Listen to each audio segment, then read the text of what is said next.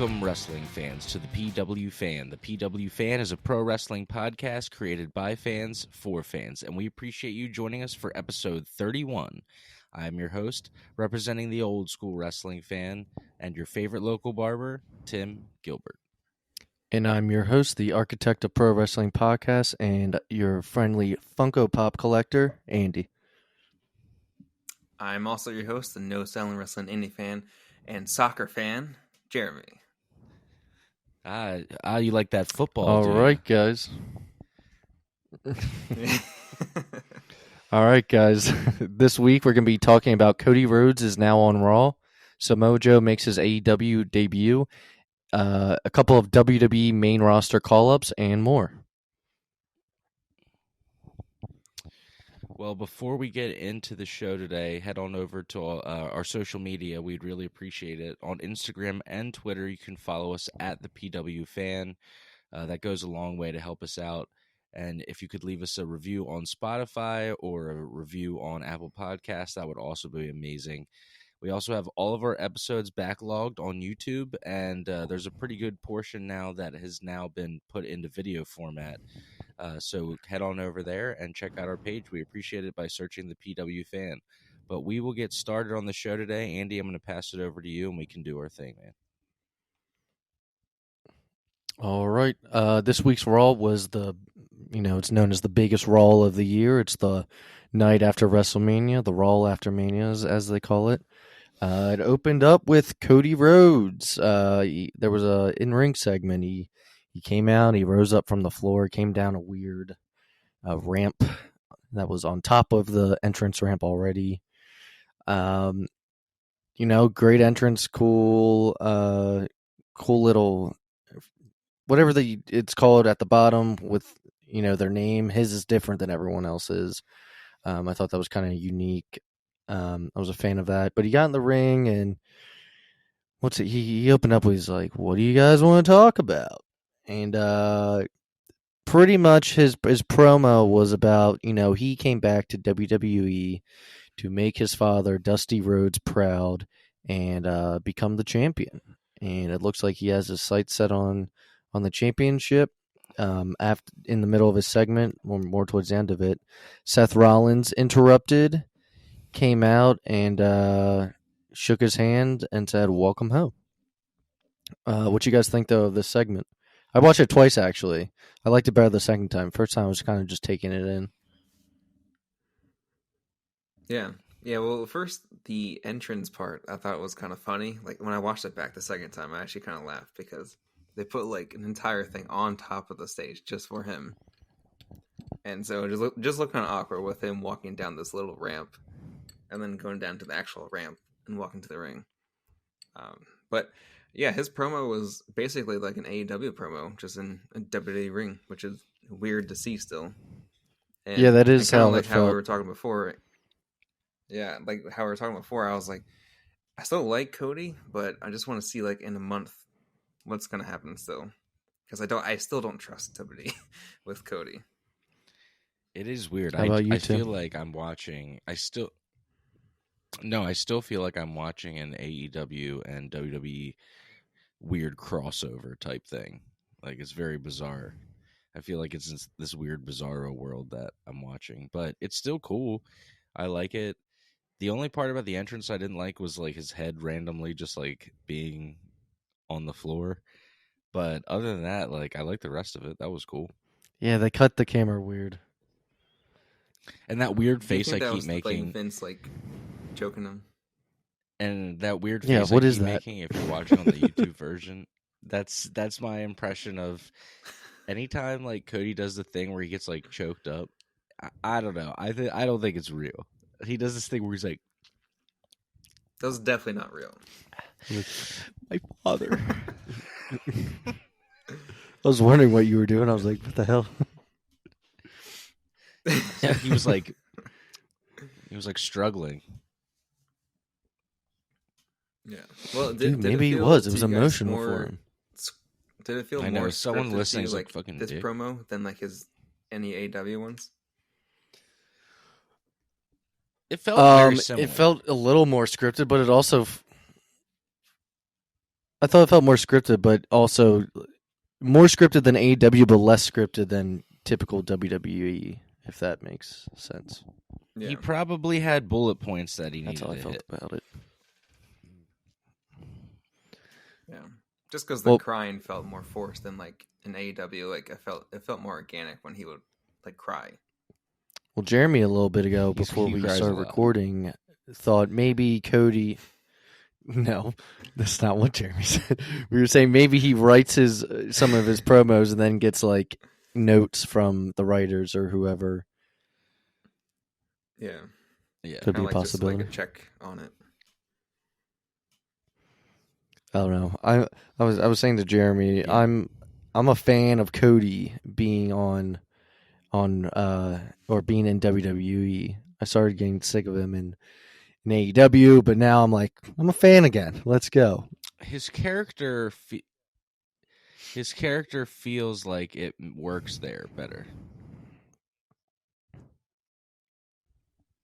100%. I still like the Cody when AEW first started, like when he was like the out of the Bullet Club Cody, then the first into AEW. Like that was my favorite version of Cody. Before he started doing TV shows. Yeah, I liked Ring of Honor. And reality shows and all that stupid stuff. Ring of Honor Cody when he was having people kiss the Ring of Honor, and he was in the Bullet Club. And I remember when he first made his American Nightmare entrance, I was like, Andy, look at this. I was like, dude, Stardust looking like a boss now. And we like watched his entrance and everything. It was cool. Yep. I think we first saw him at it was Wrestle Kingdom. I forget who he fought, but that's when that was the first time I heard this music and everything that he has now for them.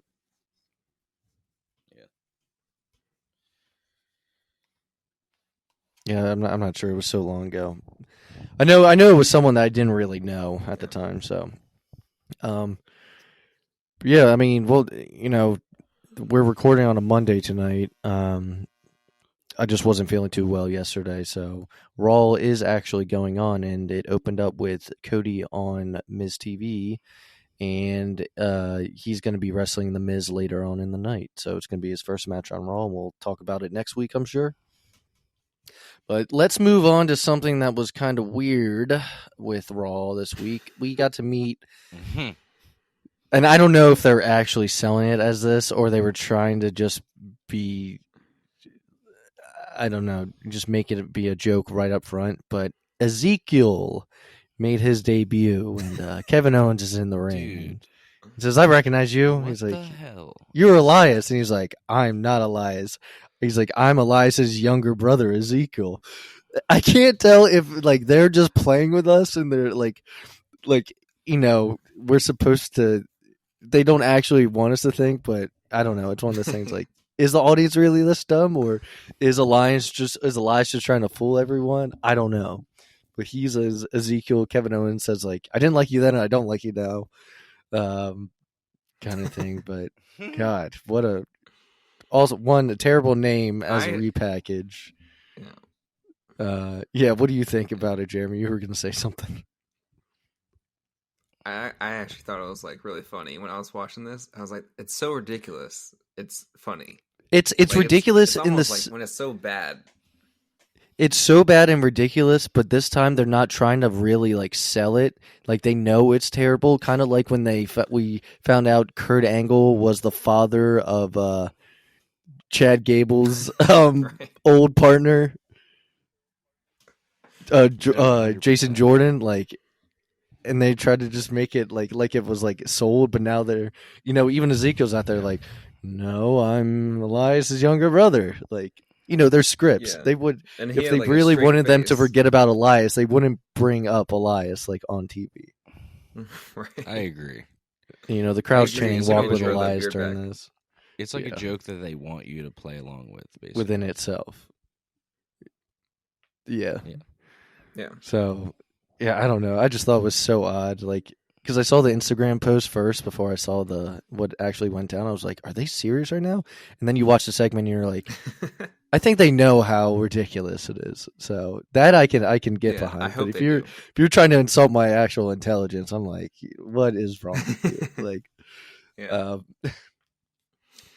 So after that, I'm not going to go through everything in the show, but we did have an NXT championship match, Braun Breaker versus Dolph Ziggler, which was, I guess, a rematch from Stand and Deliver where Dolph Ziggler retained.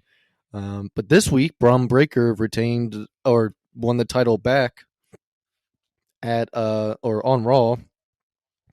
The crowd was behind him. I don't know if that was just because it's a title change on Raw, which any title change kind of has a reaction to it because really, who watches NXT 2.0 besides me? Yeah, and I don't even enjoy it when I do. I don't even enjoy it when I do. sins. But I like Braun Breaker. Yes. I do like Braun Breaker, and I think he's going to get a push to the main roster soon.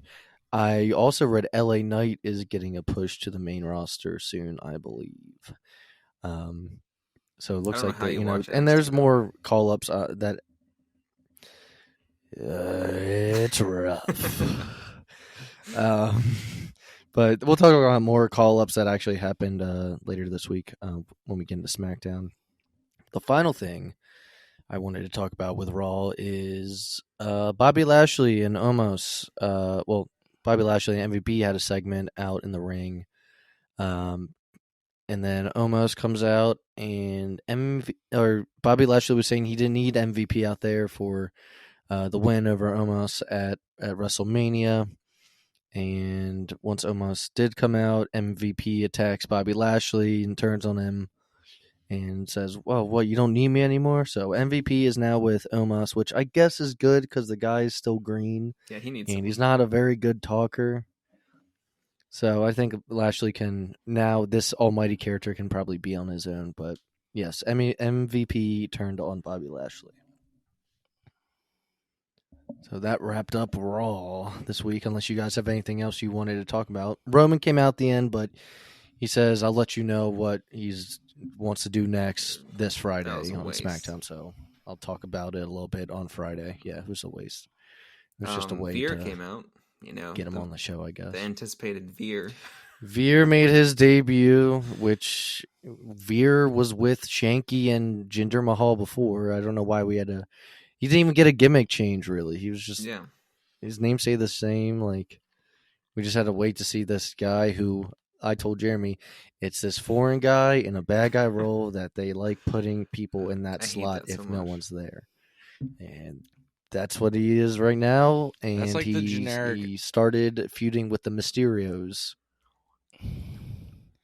That's like in the playbook of like if Vince McMahon had a playbook of things that he does, like the quote unquote foreign villain menace is like, dude, that's like his number one go-to that he goes.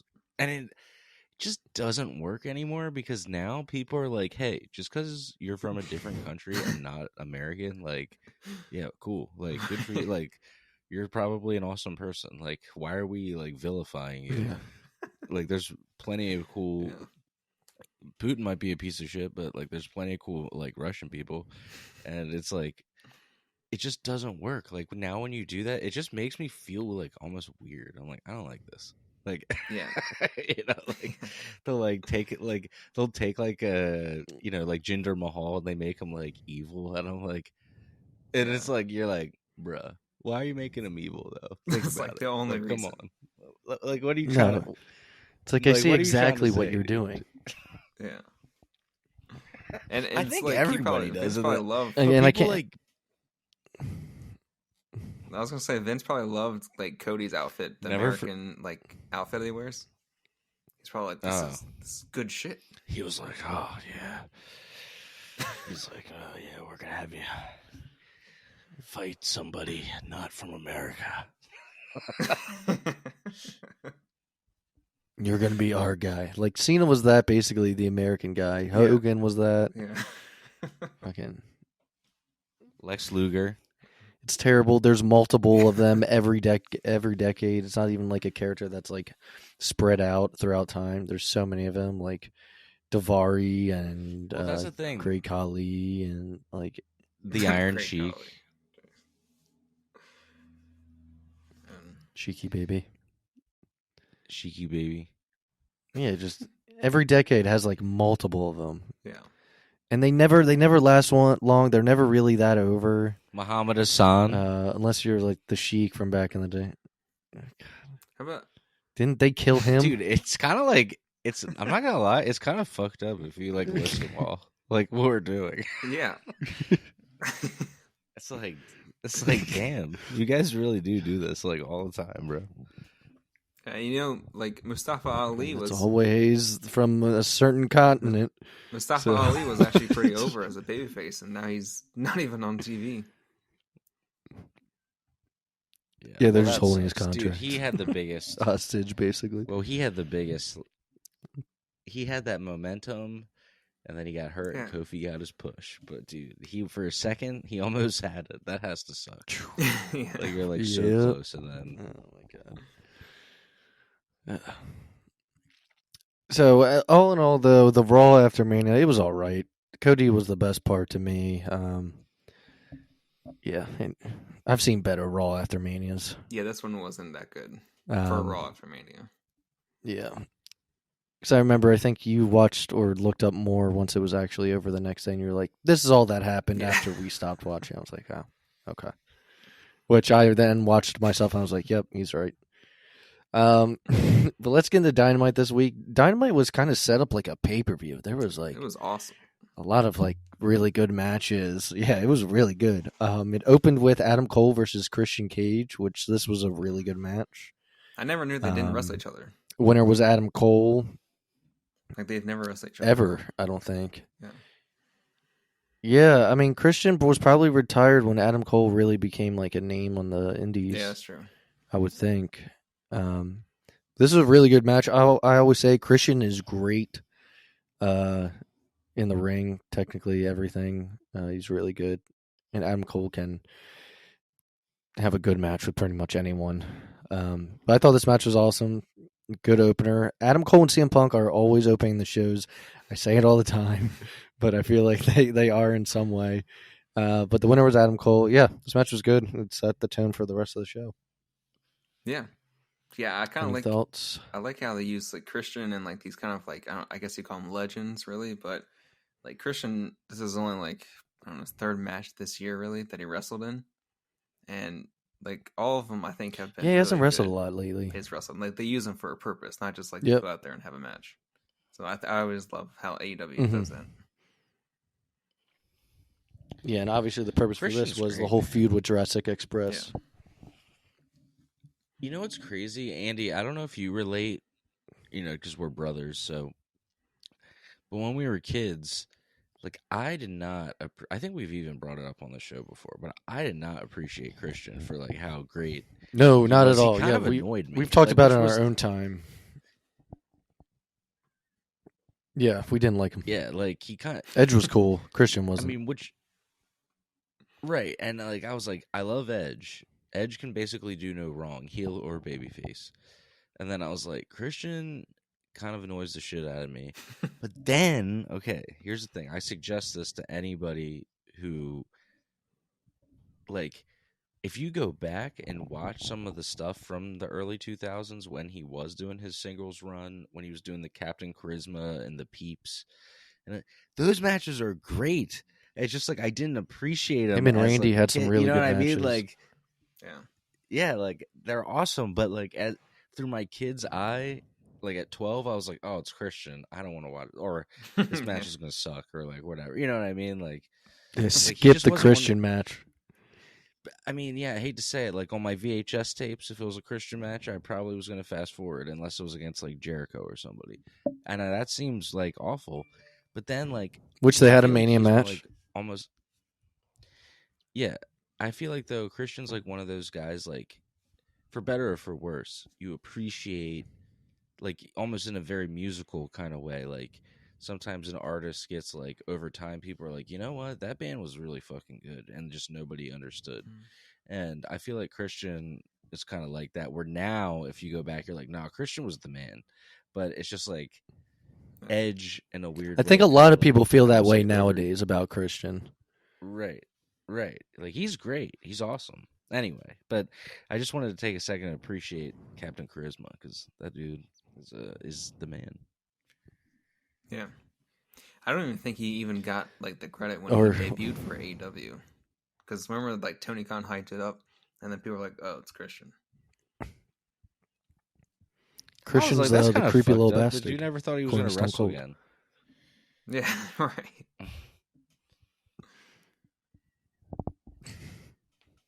Dude, did you guys hear Cornette's review of the of the mousetrap and like the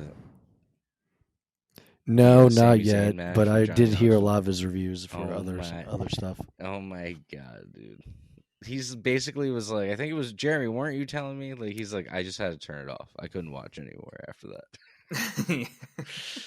Oh my goodness. God, poor Sammy. It's probably I gotta hear that. All right. Dude's so good. Yeah. So after that, we had Samoa Joe making his AEW debut versus Max Caster. This was That was wild. I guess this is how I found out. The Owen Hart tournament, there's one for both men and women's. I wasn't sure at first until I saw this match. So Samoa Joe versus Max Caster. I think it's the first match of the Owen Hart tournament for the guys, at least. I can't think of another one. It wasn't that long of a match. Samoa Joe basically made quick work of him. He looked great. He what was his finisher that was a band? The Muscle Buster? Yeah. Yeah. Is that what it was called? He did off the top rope. Or maybe that's how he's always set them up, was put him on the top rope and then pick him up from there. He did that. That's how he did pop. it. Yeah. That's how he used to set it up. Okay. Yeah, I mean, the crowd was super hyped to see him. Max Caster said a couple of stuff. He said something about injury prone in his rap in the beginning. He had the line about like he had the line like, at the end when he was like, "Why, Tony? Why'd you hire this guy when we beat him in the ratings? He was their champ." I was like, "Oh." Oh yeah, that's what he said. I forgot. Oh my god. That must have been when he was like the champ for 1 week, and then he like gave it up because of NXT 2.0 or whatever. Yeah. But yeah, I'm stoked to see Samoa Joe there. I feel like that's where he fits. He never really fit to me in WWE, maybe NXT, but not. I mean, definitely not NXT 2.0. Yeah. But not on the main roster. So Wardlow is still banned from AEW. Apparently, the signs were hanging around the barricades, and I believe Sean Dean had a match, or Sean Spears had a match against Captain Sean Dean, I believe. Yeah. And Wardlow comes through the crowd and distracts Sean Spears, and Captain Sean Dean gets the win. Wardlow takes out a bunch of security guards, and MJF basically ends up saying, if you come back next week, there's going to be more security guards than there were this year. Or this year, not this year, this time. So, yeah, Wardlow came in, took people out backstage, and just took out a bunch of security guards. I mean, how much longer can they keep doing the same thing? I don't know. This is 2 weeks in a row. He's like gotten into the building and, is almost at MJF.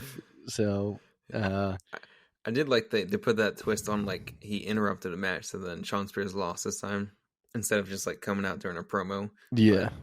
But I do find it hilarious. Like, he throws those security guys, like when he first like walks in, he really throws those guys like everywhere. And especially that last guy into the barricade, and I was like, "Oh my god!" Yeah, the barricade one. I was like, "Jesus Christ!" Yeah. Well, because of this, we get MJF versus Captain Sean Dean next week on Dynamite, I believe.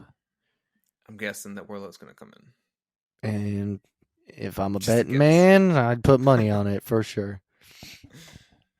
But another big match we had this week was the Hardees versus the Butcher and Blade in a tables match.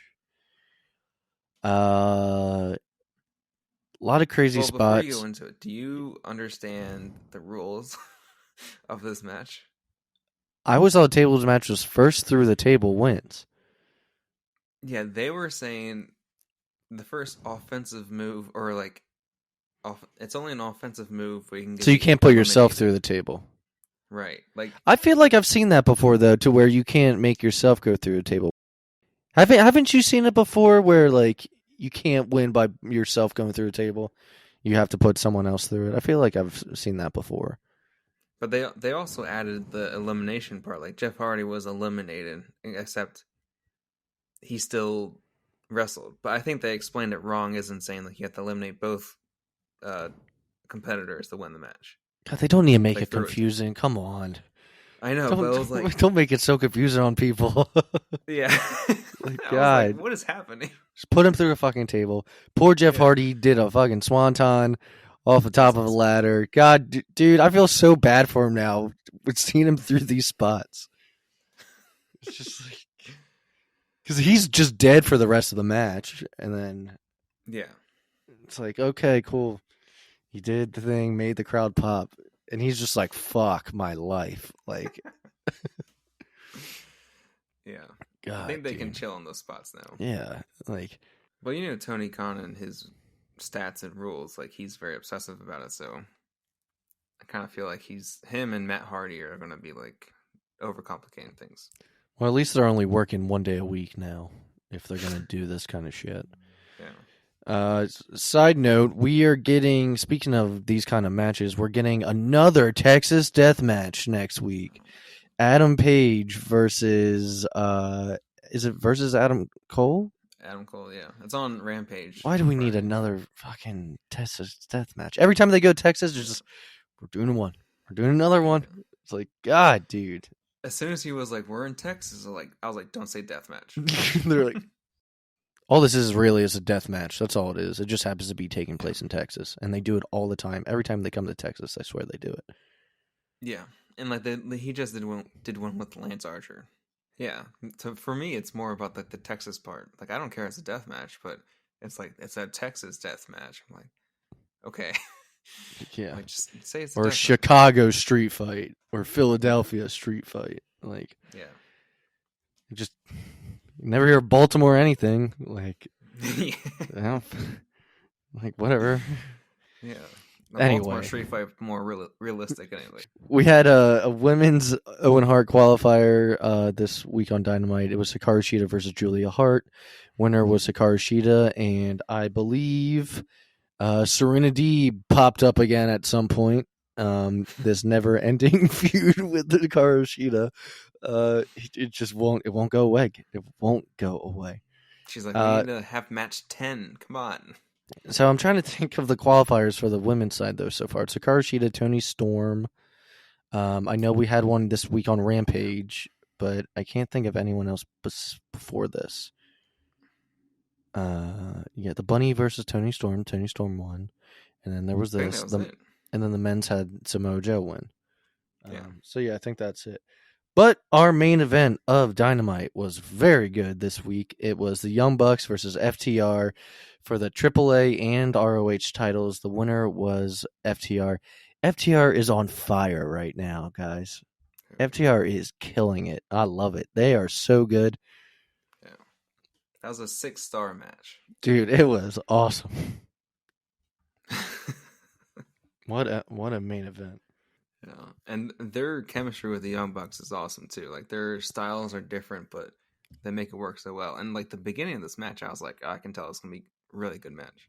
Well, speaking of moving past, let's go past Dynamite and into SmackDown. You like that transition? Ooh, Andy. Shut the fuck up. The pandemic's over. Let's move on. Or it's not over. I don't know. Depends on who you're talking to.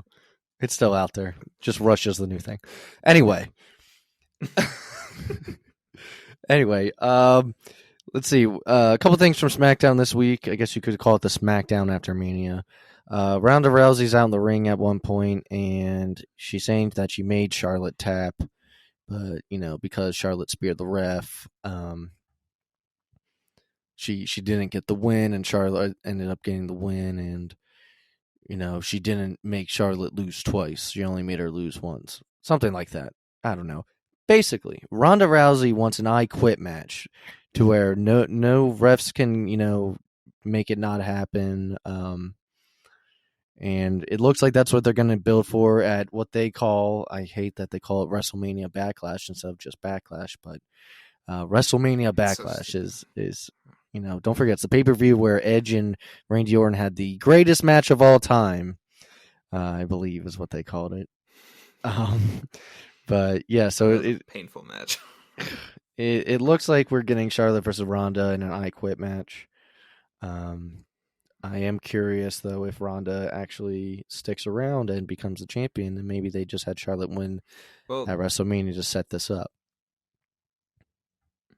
Do you think, because I don't think Ronda would take that match if she would have to say I quit, because you know how she feels about losing. Yeah, she's not going to be like the baddest bitch on the planet fucking says I quit, Charlotte Flair. I quit. Yeah.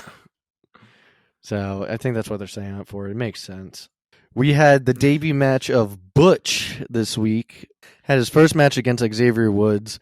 When Kofi and Xavier Woods came out, who had lost to Ridge Holland and Sheamus at Mania, they said something along the lines of, if WrestleMania is our season finale, then the records have been reset. Well, this is the first time they ever fucking mentioned records in WWE, for one. So they said, us against you all is 0-0.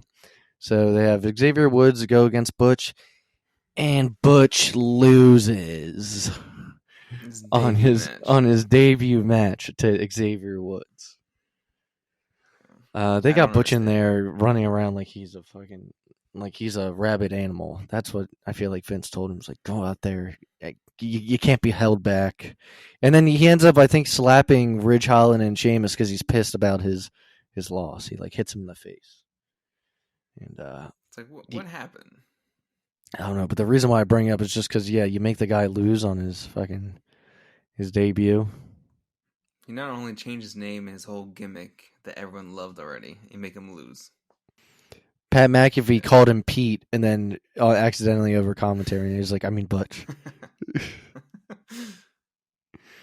That was during their match. Speaking of, another thing Kofi said during their entrance was they were in the gym and they really bruised some weights, is what he said. So yeah, the bruiser weight though is no more. So we have Ludwig Kaiser talking on the mic. Ludwig Kaiser. Now, who is Ludwig Kaiser, you might ask? Well, he used to be known as Marcel Barthel of Imperium. And he was the one that's from Germany. There was Fabian Eichner from Italy, I believe, and then you had Walter or Gunter. And Ludwig Kaiser, formerly known as Marcel Barthel, is out there, and he introduces Gunther, who is now making his SmackDown debut, and he made it against a jobber named Joe Alonzo. And I don't know if you guys know, Gunther has lost a lot of fucking weight. I don't know if Vince told him to, but he's lost a lot of fucking weight. But he just tosses this guy's around, fucking huge chops. Obviously, he won, but during the match, the fans are chanting Walter, and Michael Cole's like, "There's Gunther chants going around right now." I'm just like, "What the fuck are you talking about, dude?"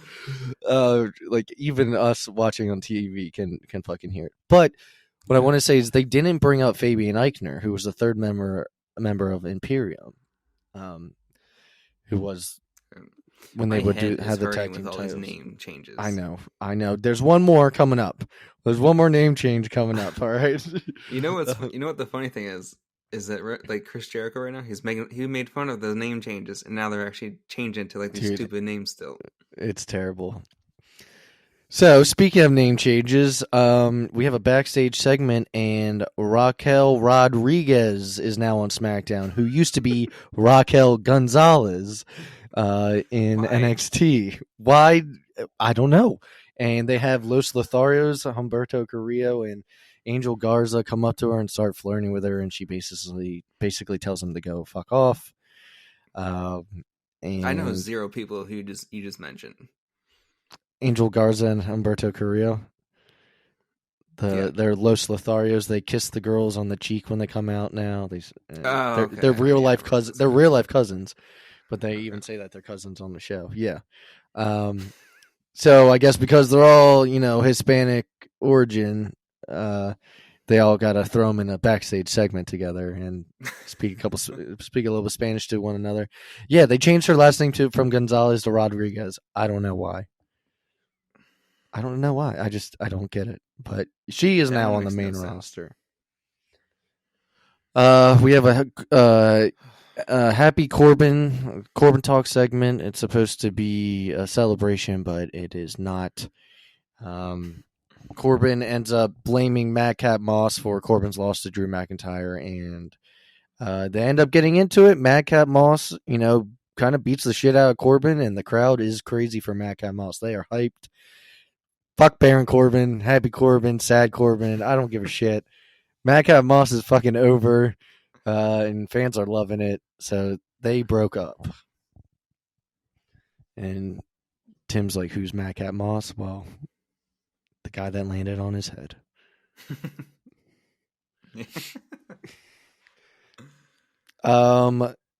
Speaking of returns and call-ups, Lacey Evans is back, and she's going to be telling stories backstage, apparently, about her life for the next few weeks. She told part 1 about moving around and her alcoholic dad, and after that story, they say, we'll hear more from Lacey Evans next week. So apparently they're doing some storytelling segment. I don't know. But she's back. This is the SmackDown after WrestleMania? Yes. Like, it's supposed to be like the restart, basically. And yeah. I think I like 3 things that WWE's doing all different. Yeah, well, let's see. Last thing, Lacey Evans was on TV. She was saying she was pregnant by Ric Flair. So this might be a step up. And then she actually was pregnant, just not Ric Flair's kid. But she was in a feud with Charlotte, I remember. And she's like, stop, Charlotte. I'm pregnant. Your father. So I'm like, what the fuck? The pandemic era is weird as fuck. Fucking terrible. And they just kind of wiped that from our memories. But the main event of SmackDown was Roman came out, and the Usos are out there. And he's saying, I got 2 belts. There's 2 of the Usos. They each got 2 belts, or saying that there are 2 belts. Basically, Roman wants to unify the tag titles, and he tells Jimmy and Jey Uso to go to Raw this coming weekend and get those titles. So it looks like the plan is for the Bloodline to hold all the gold. Unify everything. Shinsuke ended up coming out, and Roman says, I feel for you. Your partner's hurt. Gives him a real awkward hug, and you hear Shinsuke go, what are you doing? And then they back up, and the Usos just super kick him. Pat McAfee says super kick party. And that's how the show basically went off the air. Wow. Yeah. So, I don't know who Roman's feuding with next. I don't know if it's going to be Shinsuke now that Shinsuke is by himself. I doubt it. I just don't know what the point of kicking Shinsuke Nakamura in the face was. He has no partner unless you're going to make him feud with Roman. He came out, though, in his Mike's Hard Lemonade outfit from Mania, which was awesome to see again. They have the sponsor. Keep going. God, dude. But yeah, that wrapped up the SmackDown after Mania. This 1 hour of Rampage was better than like 3 hours of Raw. Well, I'm only talking about 2 things from Rampage this week. One, I just want to mention it because it was an Owen Hart qualifier match. Willow Nightingale, who she was apparently on Supercard of Honor at some point. I like her. Versus Red Velvet. The fans were behind Willow. They were booing Red Velvet. And Red Velvet ended up winning. And yeah, people were booing. They definitely wanted Willow Night, and she's a bigger girl, but she can freaking move. She was doing moonsaults off the top rope. She's I great. think if she stays in AEW, I think she'll be a star. She's really good. I'd never seen her or heard of her before, but the fans seemed to know who she was, and they were a fan of her. But I wanted to talk about the main event, which was Wheeler Yuta versus Jon Moxley. Jesus Christ, guys! Dude, he's one of my favorite now. Wheeler Yuta, he's the ROH pure champion, right? Yeah. This match was fucking. I mean, he already wrestled Bryan Danielson before, and which the opening match was Bryan Danielson versus Trent Beretta. That was a good match too. If you haven't seen it, Bryan Danielson won, but yeah, Wheeler Yuta versus Jon Moxley. Fucking Wheeler Yuta was busted the fuck open, dude. His entire face was covered in blood. It was like squirting out too. Yeah, this match was fucking a fight, dude. It was good though. Wheeler Yuta went from like being just part of the best friends to being like the weird side guy with colorful like striped generic tights to being like, yo, this guy's actually really good. So yes, this match was really good. Winner was Jon Moxley, Blackpool Fight Club. Is that what it's called? The Blackpool Fight Club? Okay, yeah. Is kind of taking over. Afterwards, Regal got in the ring. What did they do with Yuta afterwards? I know like they were all... Regal shook his hand. That's what they did. Okay. It's like they earned his respect. And it sounded like as they were going off air, like Moxley said to him, like, now the real work starts. So I don't know if that's like he's in the group now or not. I can see him going if they're trying to if that's what their plan is, to make the group bigger. I mean, after that shit, Jesus Christ. He had two really good matches with both Danielson and Moxley. Yeah. But yeah, I'm so happy to see Regal on TV though. Like, when do you see how he got in the ring and like his facial expressions? It's just like something you don't see in like every wrestling show now. On TV and on commentary. He was commentary for the Danielson match in the beginning. Yeah. It's also good to hear.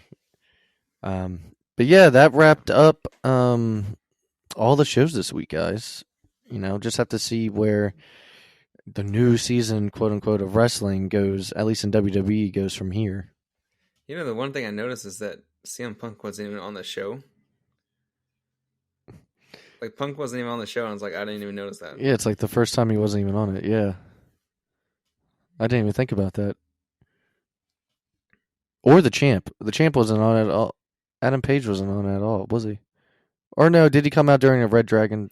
I don't know. Yeah, he had a quick segment with Adam Cole. That's where he announced the Texas Death Match. Yeah, that's right. Okay. Sorry. Just didn't talk about it, guys. But we are going to AEW Dynamite and Rampage May 5th. 4th. So, is it May 4th? Oh, yeah, that's right. May the 4th. Yeah, remember, it's May the 4th. Yes. Yeah. So, that's in less than a month, guys. That'll be a fun episode to talk about. Maybe film some clips and upload. Follow us on all social media at the PW Fan, and follow me on Instagram on my Funko Pop collection at the 410 Fan Bros. And yeah, thanks for tuning in, everyone. Talk to you next week.